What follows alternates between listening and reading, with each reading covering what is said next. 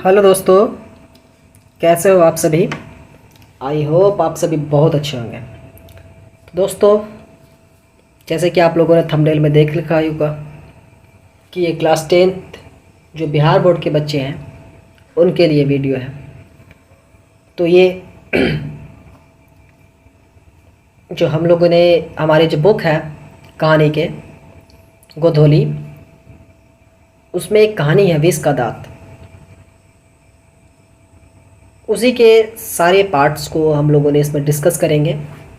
जिन बच्चे के पास बुक है वो अपने बुक निकाल लें, और जिनके पास नहीं है वो अपनी नज़रें गड़ा करके यहाँ रहेंगे और ध्यान से पूरी कहानी को समझने की कोशिश करेंगे। मैं इसे लाइन बाय लाइन एक्सप्लेन करने वाला हूँ, ठीक है। किससे क्या क्वेश्चंस आएगा ये भी मैं बताऊँगा, किस तरह के क्वेश्चंस आएंगे ये भी बताऊँगा, किस क्वेश्चंस को कितने मार्क्स में पूछा जाता है ये भी मैं बताऊँगा, ठीक है। तो आप लोग बने रहेंगे अंत तक बने रहेंगे, तभी आप लोगों को सारी चीज़ समझ में आने वाली है, ठीक है। और दूसरी बात कि सबसे पहले मैं ये बता दूं कि ये वीडियो आप अपने तक ही ना रखें, आपके जो दोस्त हैं जो आपके साथ एग्ज़ाम देने वाले हैं उनको भी भेजें, ताकि वो भी इस वीडियो का फ़ायदा उठा सकें, ठीक है। तो चलो बढ़ते हैं अपने कहानी की तरफ, ठीक है दोस्तों। चलिए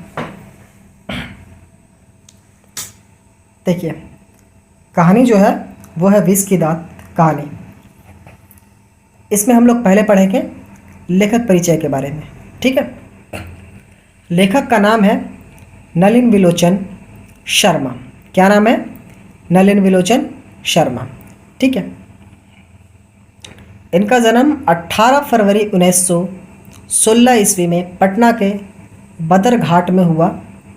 वे जन्मना भोजपुरी भाषा थे, मतलब ये जन्म से ये भोजपुरी भाषी थे, मतलब भोजपुरी जाना करते थे, ठीक है।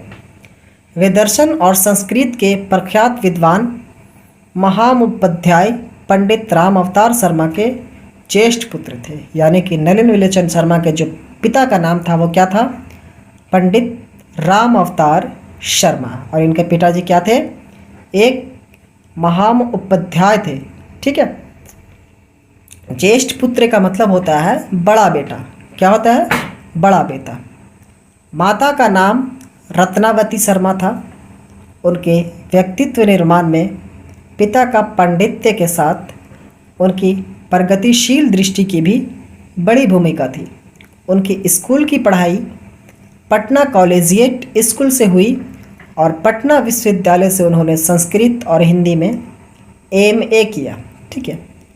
वे हरप्रसाद दास जैन कॉलेज आरा, रांची विश्वविद्यालय और अंत में पटना विश्वविद्यालय में प्राध्यापक रहे।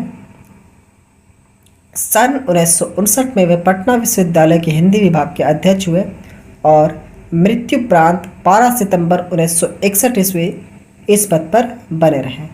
मतलब जब तक उनकी मृत्यु नहीं हुई तब तक वो क्या थे? विश्वविद्यालय हिंदी विभाग के अध्यक्ष वो बने रहे थे, ठीक है।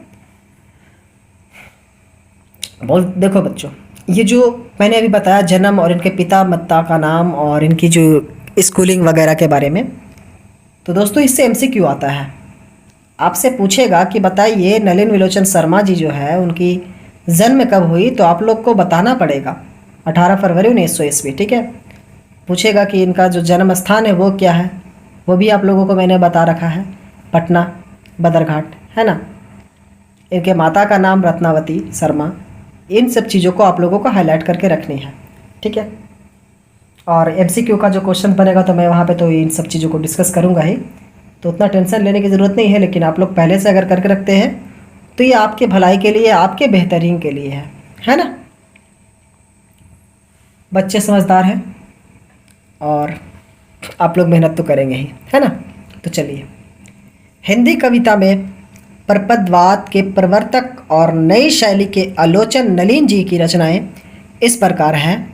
दृष्टिकोण, साहित्य का इतिहास, दर्शन, मानदंड, हिंदी उपन्यास विशेषता जो था, प्रेमचंद, साहित्य तत्व और आलोचना।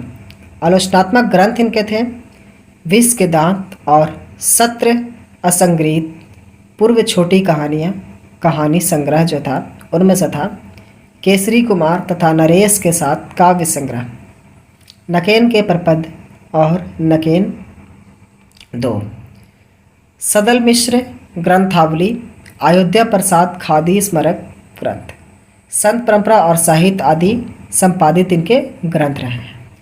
ठीक है दोस्तों, आलोचकों के अनुसार अगर माने तो प्रयोगवाद का वास्तविक प्रारंभ नलिन विलोचन शर्मा की कविता से हुआ और उनकी कहानी में मनोवैज्ञानिकता के तत्व समग्रता से उभर कर आए। आलोचना में वे अधिक शैली के समर्थक थे। वे कथ्य, शिल्प, भाषा आदि सभी स्तरों पर नवीनता के अग्रह लेखक थे। उनमें प्राय परंपरागत दृष्टि एवं शैली का निषेध तथा आधुनिक दृष्टि का समर्थन है। आलोचना की उनकी भाषा कटी हुई और संकेतात्मक है। उन्होंने अनेक पुराने शब्दों को नया जीवन दिया जो आधुनिक साहित्य में पुनः प्रतिष्ठित हुए।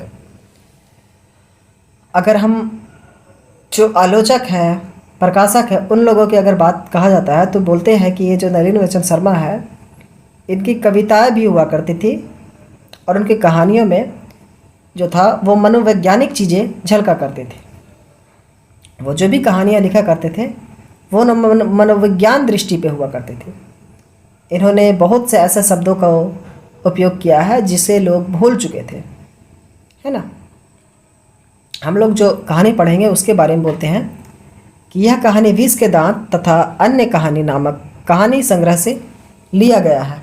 यह कहानी मध्य वर्ग यानी मिडिल क्लास के अनेक अंतर विरोधियों को उजागर करती है। कहानी का जैसा ठोस सामाजिक संदर्भ है वैसा ही स्पष्ट मनोवैज्ञानिक आशय भी है। मतलब इस कहानी में जो आज के दौर में हो रहे विरोधियां हैं, अंतर विरोधी है, जिस तरह से उजागर करती है, उसी तरह से इसमें जो मेन मैसेज है वो भी इससे हम लोगों को मिलता है। आर्थिक कारण से मध्यम वर्ग के भीतर ही एक और सेन साहब जैसे कि एक श्रेणी भरती है जो अपनी महत्वाकांक्षा और सफ़ेद पोशी के भीतर लिंग भेद जैसे कुसंकर छिपाए हुए हैं। तो दूसरी ओर गिरधर जैसे नौकरी पेशी निम्न मध्य वर्ग व्यक्ति की श्रेणी है जो अनेक तरह की थोपी गई बंदिशों के बीच भी अपने अस्तित्व को बहादुरी एवं साहस के साथ बचाए रखने के लिए संघर्ष करते हैं। यह कहानी सामाजिक भेदभाव, लिंग भेद, आक्रामक व्यवस्था की छाया में पलते हुए प्यार दुलार के कुपरिणाम को उभारते हुए सामाजिक समानता और मानवाधिकार की महत्वपूर्ण बानगी पेश करती है। ये एक तरह की सारांश है। ठीक है, बोलता है कि इस कहानी में हम लोगों को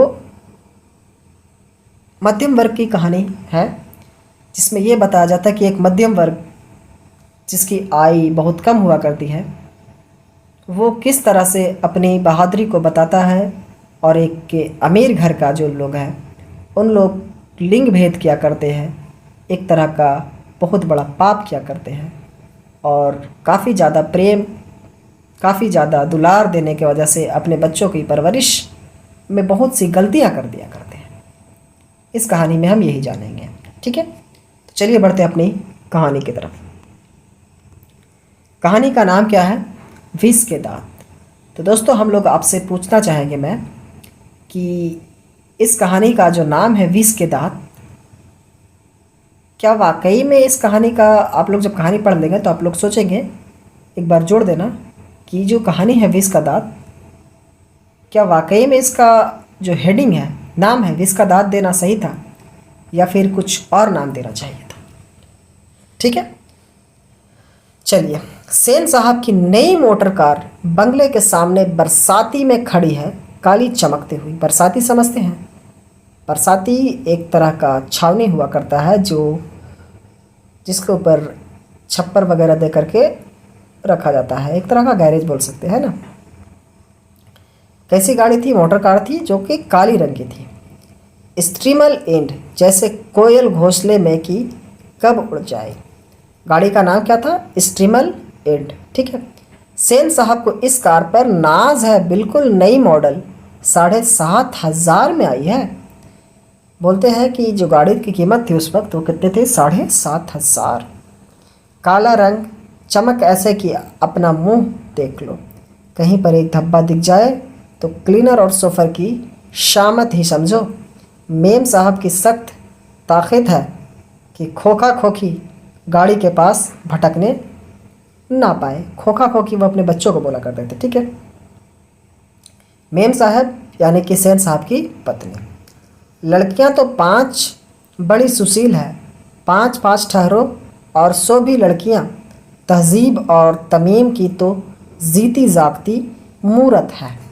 सेन साहब की कितनी लड़कियां थी? 5 लड़कियां हुआ करती थी, जिनमें तहजीब और तमीज़ ये 2 लफ्ज़ जो है वो उर्दू के लफ्ज़ है। संस्कार की बात की जा रही है, ठीक है, और मर्यादा की जागित मूरत हुई है। मिस्टर और मिसेस सेन ने उन्हें क्या करना चाहिए यह सिखाया हो या नहीं सिखाया हो लड़कियों को, लेकिन क्या क्या नहीं करना चाहिए इसकी उन्हें बड़ी अच्छी से तालीम दी है कि बस लड़कियां क्या है, कठपुतलियां हैं, और उनके माता पिता को इस बात पर गर्व था। देखो दोस्तों, उस दौर में भी जो लड़कियां हुआ करती थी उनको एक कठपुतलियों की तरह उनके माता पिता ही मानते थे, जो कि बड़े घर की हुआ करती थी। सोचने वाली बात है, कितनी बड़ी बात है। वे कभी किसी चीज़ को तोड़ती फोड़ती नहीं, वे दौड़ती है और खेलती भी है, लेकिन सिर्फ शाम के वक्त। और चूँकि उन्हें सिखाया गया है कि ये बातें उनकी सेहत के लिए ज़रूरी है, वे ऐसे मुमवाइट अपने होठों पर ला सकती है कि सोसाइटी की तरीक़ाएँ भी उनसे कुछ सीखना चाहे तो सीख ले, पर उन्हें खिलखिलाकर किलकारी मारते हुए किसी ने सुना नहीं। बोलती हैं कि उन लड़कियों को इतनी तहजीब दिया गया है कि क्या काम करना है ये बात तो ठीक है, लेकिन उन्हें सबसे ज़्यादा इस चीज़ पर ध्यान दिया जाता था, लड़कियों को ज्ञान दिया गया था कि किन किन कामों को आप नहीं करना है, ये ज़्यादा ध्यान दीजिए, ठीक है। और उन्हें खेल कूद भी मिलता था करने को शाम में, लेकिन उनमें एक चीज़ थी कि वो सिर्फ मुस्कुरा सकती थी, खिलखिला करके वो हंस नहीं सकती थी। सेन परिवार की मुलाकात रश्क के साथ अपने शरारती बच्चों से खींचकर कहते हैं, एक तुम लोग हो और मिसेस सेन की लड़कियां हैं। अबे फूल का गमला तोड़ने के लिए बना है, तुम लोगों के मारे घर में कुछ भी तो नहीं कर रह सकता। सो जहाँ तक सेन परिवार की लड़कियां का सवाल है, उनसे मोटर की चमक दमक कोई ख़ास खतरा नहीं था, लेकिन खोखा भी तो है। खोखा जो एक ही है, मैंने बताया ना कि खोखा खोखी लड़का लड़कियों कहते थे, और खोखा कौन था? उसका बेटा सबसे छोटा। खोखा नाउम्मीद बुढ़ापे की आंखों का तारा था। बुढ़ापों की आंखों का तारा होने का ये एक मुहावरा का शब्द है। इसकी जो अर्थ है इसे आप लोग कमेंट में कमेंट करेंगे, ओके? आप लोग करेंगे ना? जी बिल्कुल। यह नहीं कि मिसेस सेन अपना और बुढ़ापे का कोई ताल्लुक़ किसी हालत में मानने के तैयार हो, और सेन साहब तो सचमुच बूढ़े नहीं लगते, लेकिन मानने लगने की बात छोड़िए। हकीकत तो यह है कि खोखा का आविर्भाव तब जाकर हुआ था जब उसकी कोई उम्मीद दोनों को बाकी नहीं रह गई थी। खोखा जीवन के नियम का अपवाद था, और यह अस्वाभाविक नहीं था कि वह घर के नियमों का भी अपवाद हो। इस तरह मोटर को कोई खतरा हो सकता था तो खोखा से। लेखक बोलते हैं कि परिवार में जो लड़कियां हैं उनसे मोटर के कुछ खतरा नहीं था, लेकिन जो बेटा था खोखा, उनसे मोटर कार को खतरा था। बोलते हैं कि जो सेन साहब थे और उनकी पत्नियां, वो दोनों अपने उम्र के वजह से ये नहीं बोल सकते थे उन्हें कोई कि हाँ भाई वो बूढ़े हो गए हैं। उनके जो बच्चे खोखा हुआ था वो काफ़ी उम्र बीत जाने के बाद वो जन्म लेता है। तो बहुत से लोगों का मानना होता कि भाई ये जो बच्चा है ये एक तरह का अपवाद है। तो उसी तरह से वो बच्चा के लिए जो घर के नियम थे वो भी एक तरह का क्या था? अपवाद था। क्यों था? आइए बढ़ते अपने कहानी में। बात ऐसी थी कि सीमा, रजनी, आलो, शेफाली, आरती पाँचों हुई तो उनके लिए घर में अलग नियम थे। दूसरी तरह की शिक्षा थी और खोखा के लिए अलग दूसरी। ये जो 5 लड़कियां थी इनमें नाम क्या था इनका? सीमा, रजनी, आलो, शेफाली, आरती। ठीक है। लेकिन जो इनके लिए जो बच्चियां थी इनके लिए सब कुछ अलग अलग था, नियम अलग, इनके पढ़ाई अलग, इनके सब कुछ अलग थे। और खोखा के लिए भी एकदम अलग था। कहने के लिए तो सेनों का कहना था कि खोखा आखिर अपने बाप का बेटा ठहरा, उसे तो इंजीनियर होना है। अभी से उसे इसके लक्षण दिखाई पड़ते थे, इसलिए ट्रेनिंग भी उसे वैसे ही दी जा रही थी। बात यह था कि खोखा के दुर्लित स्वभाव के अनुसार ही सेनों ने सिद्धांतों को भी बदल दिया था। सेन साहब जो थी वो क्या करती थी कि अपने बच्चे के जो बदमाशियाँ थे उस वजह से अपना विचार को भी बदल दिया करते थे। बच्चियों के लिए तो वो बड़े सख्त थे, लेकिन बच्चे के जो गलतियाँ हुआ करती थी खोखा का, उसके गलतियों को छुपाने के लिए वो अपने ही मत को बहुत बार चेंज कर लिया करते थे, है ना। अक्सर ऐसा होता है कि सेन परिवार के दोस्त आते हैं, भड़कीले ड्राइंग रूम में बैठते हैं और बातचीत के लिए विषय का अभाव होने पर चर्चा निकल पड़ती है कि किसका लड़का क्या करेगा। जब सेन साहब बड़ी मौलिकता और दूरंदेशी के साथ फरमाते हैं कि यह तो अपने लड़के को अपने ढंग से ट्रेन करेंगे क्या कर रहे हैं। आजकल की पढ़ाई लिखाई तो फिजूल है, वह तो उसे अपने तरह बिजनेसमैन, इंजीनियर बनाना चाहते हैं। अब देखिए ना, सेन साहब कहते हैं खोखा 5 साल का हो रहा है, लोग कहते हैं उसे किंडरगार्टन स्कूल में भेज दो, लेकिन मैंने अभी यही इंतज़ार किया है कि कारखाने का बढ़ई मिस्त्री 2-1 घंटे के लिए आकर उसके साथ कुछ ठीक पीट किया करे। इससे बच्चे की उंगली अभी से औजारों से वाकिफ़ हो जाएगी। हिंदुस्तानी लोग यही नहीं समझते। सेन साहब बोलते हैं अपने दोस्तों के बीच कि भाई मेरा बच्चा तो 5 साल का हो गया है, मैं उसे, लोग कहते हैं कि इसे स्कूल भेज दीजिए किंडरगार्टन में, कि मैं चाहता हूँ कि जो कारखाने के लोग हैं वो मिस्त्री आए, 1-2 घंटा मेरे बच्चे को दे और वो कारखाने के काम को थोड़ा सिखाए ताकि औजारों पर इनका हाथ जम सके। एक दिन का वाक़या होता है, घटना, वाक़या का मतलब क्या होता है? घटना। वाक़या जो है वो उर्दू के शब्द है। ड्राइंग रूम में सेन साहब के कुछ दोस्त बैठे गपशप कर रहे थे। उनमें एक साहब साधारण हैसियत के अखबार नवीस थे और सेनों के दूर के रिश्तेदार भी थे। साथ में उनका लड़का भी था, जो था तो खोखा से भी छोटा, पर बड़ा समझदार और होनहार मालूम पड़ता था। किसी ने उसको कोई हरकत देखकर उसकी कुछ तारीफ़ कर दी और उन साहब से पूछा कि सच्चा स्कूल तो जाता ही होगा, बच्चा स्कूल तो जाता ही होगा। इसके पहले कि पत्रकार महोदय कुछ जवाब देते, संत्र साहस से शुरू किया, मैं तो खोखा को इंजीनियर बनाने जा रहा हूँ। और वे ही बातें दोहराकर वे थकते नहीं थे। पत्रकार महोदय चुप मुस्कुराते रहे। जब उनसे फिर पूछा गया कि आपने बच्चे के विषय में उनका क्या ख्याल है, तब उन्होंने कहा, मैं चाहता हूँ कि वह जेंटलमैन ज़रूर बने और जो कुछ बने उसका काम है, उसे दूरी आज़ादी रहेगी। सेन साहब इस उत्तर के शिष्ट और प्रश्न व्यंग पर ऐंठ कर रह गए। जब पत्रकार महोदय ने उन्हें अपनी विचार बताया तो उस पर सेन साहब क्या करते हैं कि बात को नसमझी की तरह ऐंठ जाते हैं। तभी बाहर शोरगुल सुनकर सेन साहब उठने लगे तो उनके मित्रों ने भी जाने की इच्छा प्रकट की और उन्हें के साथ बाहर गए। बाहर सेन साहब का सोफर एक औरत से उलझ रहा था। औरत के पास एक 5-6 साल का बच्चा खड़ा था, जिसे वह रोकने की कोशिश कर रही थी क्योंकि बच्चा 4 बार सोफर की ओर झपटता था। सेन साहब को देखकर औरत सहम गई। सोफर ने साहब की ओर बढ़कर अदब के साथ कहा, देखिए साहब, मदन गाड़ी को छू रहा था, गाड़ी गंदी हो जाती, मैंने मना किया तो लगा कहने जा, तो मैंने उसे पकड़कर अलग कर दिया। इस पर मुझको मारने दौड़ा। अब उसकी माँ भी आकर खाफखा मुझसे उलझ रही है। मदन की माँ कुछ कहना चाहती थी, लेकिन सेन साहब के सरे होठों को देखकर चुप रह गई। सेन साहब ने बड़े संयत पर कठोर स्वर में कहा, मदन की माँ, मदन को ले जाओ और देखना वह फिर ऐसी हरकत ना करे। मदन की माँ अपने बच्चे के बाएं घुटने से निकलते हुए खून को पोंछती हुई चली गई। ड्राइवर ने शायद धकेल दिया था और वह गिर पड़ा था, लेकिन एक मामूली किराने के बेटे को सेन साहब के ड्राइवर ने धक्का दे दिया और उसे चोट आ गई तो आखिर ऐसा कौन सी बड़ी बात हो गई।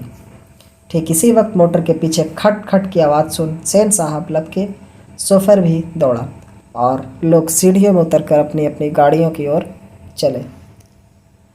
सभी ने देखा सेन साहब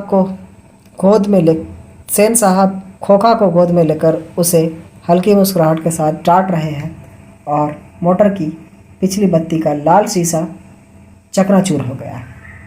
सेन साहब ने मित्रों को संबोधित करते हुए कहा, देखा आप लोगों ने, बड़ा शरारती हो गया है काशू। खोखा का नाम क्या था? काशू, ठीक है। मोटर के पीछे हरदम पड़ा रहता है। उसके कल पुर्जों में इसको अभी से इतनी दिलचस्पी है कि क्या बताओ। शायद देखना चाह रहा था कि आखिर इस बत्ती के अंदर है क्या।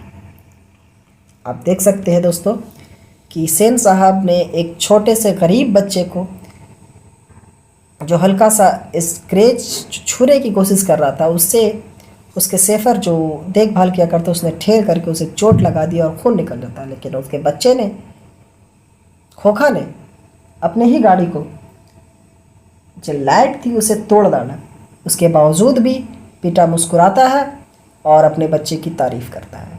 ये होती है दो लोगों के बीच में भेदभाव करना, है ना। आपके गांव में भी होता होगा ना, बहुत लोग ऐसे होते होंगे, है ना। सेन साहब खोखा को ज़मीन पर रखकर अपने दोस्तों के साथ उनकी कार की ओर चले। उन्होंने अपने मित्र की भाव भंगी में देखते भी तो कुछ समझ पाते, इसमें शक ही था। मिस्टर सिंह अपनी कार के पास पहुंचे और सेन साहब को नमस्कार कर दरवाज़ा खोलने के लिए बढ़े और फिर रुक गए। उनकी निगाह अचानक ही अगले चक्के पर गई थी। उन्होंने नज़दीक जाकर देखा और रोशनी की हालत में खड़े हो गए। टावर बिल्कुल बैठ गया था, शायद पंक्चर हो गया था। सेन साहब भी आगे बढ़े और कुछ झिझकते हुए बोले, कहीं ऐसा तो नहीं कि कासू ने हवा निकाल दी हो। ड्राइवर, जरा दूसरे चक्के को भी देख लो और पंप लेकर आओ, हवा भर दो, और हाँ, कुर्सी लॉन में लगवा दो, तब तक हम यहाँ बैठते हैं। ड्राइवर ने एक कार का चक्का लगाकर सूचना दी कि दूसरी ओर के पिछले चक्के की भी हवा निकली हुई थी। काम तो कासू बाबू का ही मालूम पड़ता था, इधर ही खेल रहे थे, सेफर ने बताया और पंप लाने गिला चला। मुखर्जी साहब की गाड़ी सकुशल थी और वह अपने और पत्रकार महोदय के परिवार के साथ चलते बने। सेन साहब और मिस्टर सिंह लॉन की कुर्सियों पर बैठकर बातें करते रहे। बातों के सिलसिला में ही सेन साहब ने बताया कि कासू ने इधर चक्कों से हवा निकालने की हिकमत जान ली थी और मौका मिलते ही शरारत का कर गुजरता था। उनका अपना ख्याल था। उनकी इन हरकतों को देखकर तो यह साफ मालूम होता था कि इंजीनियर में उसकी दिलचस्पी है। इसी तरह की दूसरी बेमतलब की बातें होती रही जब तक कि चक्कों में पंप नहीं हो गया और मिस्टर सिंह रुखसत नहीं हो गए। कासू अपनी शरारत की वजह से क्या करता है कि एक जो शख्स आया करते थे मुखर्जी जी, उनकी गाड़ी की सारे चक्कों की हवा निकाल देते हैं, पंचर कर देते हैं। तो सेन साहब बोलता है कि अच्छा ऐसा कीजिए कि आपके चक्के की मैं बनवा देता हूँ और तब तक चलिए हम लोग चेयर पे बैठ करके थोड़ी बातें करते हैं। उस बातों में वो क्या करता है सेन साहब कि अपने ही बेटे की तारीफ़ करता है और बोलता है कि देख रहे हैं, इंजीनियर बनने की इसे इतनी ज़्यादा आशा है, इतनी ज़्यादा लालच है, जिज्ञासा है कि ये अभी से ही चक्कों को खोलना चालू कर चुका है, चक्कों की जानकारी लेना जाना है। इस दरमियान अपने बच्चे की खूब तारीफ़ करता है, तब तक करता है जब तक उसका चक्का बन नहीं जाता और वहाँ से मुखर्जी जी चले नहीं जाते। सेन साहब अंदर लौटे तो बेरा को, मदन के पिता गिरधर लाल को, जो उनकी फैक्ट्री में किरानी था और अहाते के एक कोने में 8 हाउस में रहता था, बुला लाने का हुक्म दिया। गिरधर लाल आया और सेन साहब के सामने सिर झुकाकर खड़ा हो गया, जैसे खून के जुर्म में कैदी जज के सामने खड़ा हो। सेन साहब ने ठंडी बिलौस आवाज़ में कहना शुरू किया, देखो गिरधर, मदन आजकल बहुत शौक हो गया है। मैं तुम्हारी और उसकी भलाई चाहता हूँ। गाड़ी को गंदा किया। वह अलग मना करने पर ड्राइवर को मारने दौड़ा और मेरे सामने भी डरने के बदले उसकी ओर झपटता रहा। ऐसे ही लड़के आगे चलकर गुंडे, चोर और डाकू बनते हैं। गिरधर कभी कभी जी कह देता था। सेन साहब का भाषण जारी था। उसकी हालत क्या होती तुम जानते ही हो। उसे संभालने की कोशिश करो, फिर ऐसी बात हुई तो अच्छा नहीं होगा, तुम जा सकते हो। सेन साहब क्या कहते हैं कि गिरधर लाल का जो लड़का जो उनके यहाँ काम किया करता था वो थे हमारे मदन के पिता। मदन के पिता को बुलाता है तो मदन के पिता जो गिरधर लाल थे वो सेन साहब के सामने ऐसे खड़ा होता है जैसे वो किसी ने उसने खून कर डाला, जैसे खूनी जज के सामने खड़ा होता है ना, हाथ वाथ जोड़ करके, उस तरह से। और सेन साहब गिरधर लाल को खूब समझाते हैं, डांटते हैं अपने ही आवाज़ में, मीठी आवाज़ में, कि भाई ऐसा ऐसा बात है कि आपके बच्चे ने हमारे गाड़ी के साथ छेड़छाड़ किया और हमारे ड्राइवर के साथ भी बदतमीज़ी कर रहा था। अगर आप अपने बच्चे को नहीं समझाते हैं तो वो आगे जाकर के गुंडा, चोर और डाकू बन सकता है। गिरधर लाल उसी दरमियान कभी कभी जी हाँ कह दिया करता था। भाषण जारी थी हमारे सेन साहब जी के। उसकी हालत भी क्या हो सकती थी कि वो अपने सेन साहब से मुंह लगा सके गिरधर लाल, इसलिए वो खुद को संभालता है कि कोशिश करता है और उनकी बातों को सुनते रहता है। फिर वो अपनी बात को ख़त्म करते और बोलते ठीक है तुम जा सकते हो। उस रात गिरधर के क्वार्टर से आते हुए मदन के चित्कार से सेनों का आरामदेह शयनगार गूंज गया। आराम के में खलल पड़ने से कुछ झंझलाहट पिता सेन ने धर्मपत्नी से बड़ी समझदारी की बात कही। गिरधर खुद समझदार आदमी है, उसकी बीवी ने ही लड़के को बिगाड़ दिया है। मदन की यही दवा है। मेरी तो तबीयत हुई थी कि कमबख्त की खाल उधेड़ो। गिरधर ने ऐसे ही कड़ाई जारी रखी तो शायद ठीक हो जाए। Spare the rod and spoil the child. English में एक सेंटेंस वो बोलते हैं और बोलते हैं गिरधर लाल अपने घर जाता है और अपने बच्चे को खूब मारता है, खूब मारता है। तो उसकी आवाज़ सुन करके उनके नींद में थोड़ी खलल पड़ती है सेन साहब की। तो बोलता है कि देखो, गिरधर लाल अपने बच्चे को सुधारना चाहता है लेकिन उसकी जो बीवी है वही बच्चे को बिगाड़े जा रही है। जब बच्चे मार खाता है तो उसे सेन साहब बोलता है कि भाई देखो, अगर गिरधर लाल इस तरह से अपने पत्नी से बोलता है, अगर इस तरह से देखभाल करता है, अपने बच्चे को मारपीट करता है, मार के सुधारने का कोशिश करेगा तो बच्चा शायद सुधर जाए। माता सेन की नींद उचट गई थी। उन्होंने मदन की कातर चिल्लाहट से ज़्यादा अपने पति की बकबक पर खींच आ रही थी, लेकिन उन्होंने भी अपनी खींच मदद पर ही उतारी। कमबख्त कैसा कौवे की तरह चिल्ला रहा है, भिखमंगा कहीं का, खोखा की बराबरी करता है फिरता है। मदन का आर्त रुदन रुक गया था। खैरियत थी उसकी शिश्कियाँ सेनों के शायनगढ़ तक नहीं पहुंच सकती थी। लेकिन दूसरे दिन तो बिल्कुल बेढब मामला हो गया। शाम के वक्त खेलता कुत्ता खोखा बंगले के आहते की बगल वाली गली में जा निकला। वहीं धूल में मदन पड़ोसियों के आवरगर्द छोकरों के साथ लट्टू नचा रहा था। मदन जो था अपने बच्चों के साथ, अपने दोस्तों के साथ क्या कर रहा था, लट्टू नचा रहा था। वहीं पे खोखा भी जा गुजरता है। खोखा ने देखा तो उसकी तबीयत मचल गई, वह भी चाह रहा था खेलने के लिए।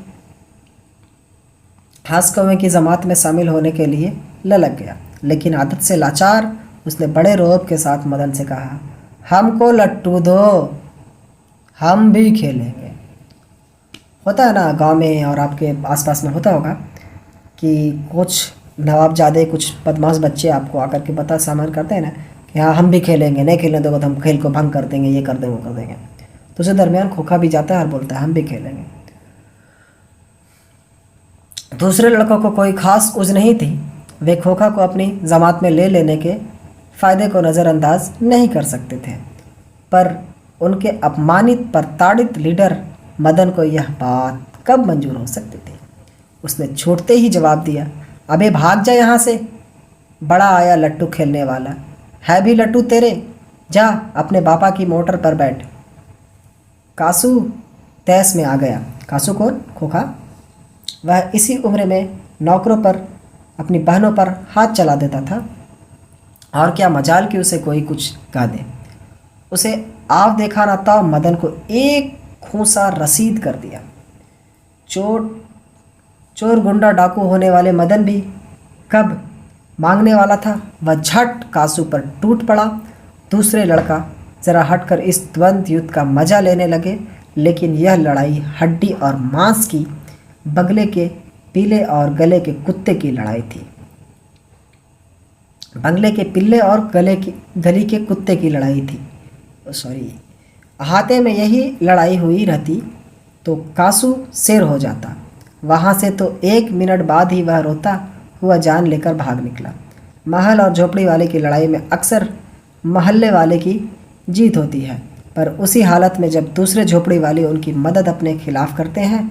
लेकिन बच्चों को इतनी अव्वल कहाँ। उन्होंने तो अपनी दुर्भाग लीडर की मदद की, ना अपने माता पिता के मालिक के लाडले की ही। हाँ, लड़ाई ख़त्म हो जाने पर तुरंत ही सहमते हुए तितर बितर हो गए। होता यह है कि उस लड़ाई खेलने नहीं देता है, तो जो खोखा था वो क्या करता है, उसे मारता है एक फैट। तो जो हमारे हीरो है मदन, वो क्या करता है, वो भी उस लड़ाई में शामिल होता है और वो भी मारपीट करने लगता है। इस दरमियान होता ये है कि जो बच्चे होते हैं वो साइड में होकर के लड़ाई को मज़ा ले रहे थे, और वो छुड़ाने का कोशिश नहीं करते हैं, है ना। तो छुड़ाने का कोशिश नहीं करते हैं। जब लड़ाई ख़त्म होता है तो सभी बच्चे क्या करते हैं, तितर बितर होकर के भाग जाते हैं। मदन घर नहीं लौटता है, लेकिन जाता ही कहाँ, 8-9 बजे तक इधर उधर मारा मारा फिरता रहा। फिर भूख लगी तो गली के दरवाजे से आहिस्ता आहिस्ता घर में घुसा। उसके लिए मार खाना मामूली बात थी। डर था तो यही कि आज मार और दिनों से भी बुरी होगी, लेकिन उपाय ही क्या था। वह पहले रसोई घर में घुसा। माँ नहीं थी। बगल के सोने वाले कमरे में से बातचीत की आवाज़ आ रही थी। उसने इत्मीनान के साथ भर पेट खाना खाया, फिर दरवाजे के पास जाकर अंदर की बातचीत सुनने की कोशिश करने लगा। उसे बड़ा ताज्जुब हुआ। उसके बाबू गरज तरज नहीं रहे थे। उसकी माँ ने कोई बात पूछी जिसे वह ठीक से सुन नहीं सका, तो उसके बाबू ने झलक कर कहा, अरे भाई, बतलाया तो साहब ने सिर्फ यही कहा, आज से तुम्हारी कोई ज़रूरत नहीं। कल से मकान छोड़ देना और अपनी तनख्वाह ऑफिस से ले लेना। मदन के काम की कोई बात नहीं हो रही थी। उसकी सज़ा की तजवीज़ होती रहती तो सुनने की कोशिश भी करता। वह दबे पाँव बरामदे की रखी चरपाई की तरफ सोने के लिए चला तो अंधेरे में उसका पैर लोटे से लग गया। लोटे में उन की आवाज़ सुनकर गिरधर बाहर निकला। मदन की अम्मा भी उसके साथ थी। मदन चौंक कर घुमा और मार खाने की तैयारी में छाती को अपने हाथ से बांधकर खड़ा हो गया। मदन अक्सर अपने पिता के हाथ पीटता था। बहुत पीटने पर रोता भी था, मगर बहादुरी के साथ। गिरधर निसहाय निष्ठुर हो साथ मदन की ओर बढ़ा। मदन ने अपने दांत खींच लिए। गिरधर मदन के बिल्कुल पास आ गया था कि अचानक वह ठिठक गया। उसके चेहरे से नाराज़गी का बादल हट गया। उसने लपक कर मदन को हाथों से उठा लिया। मदन हक्का बक्का अपने पिता को देख रहा था। उसने याद नहीं उसके पिता ने कब उसे इस तरह से प्यार किया था।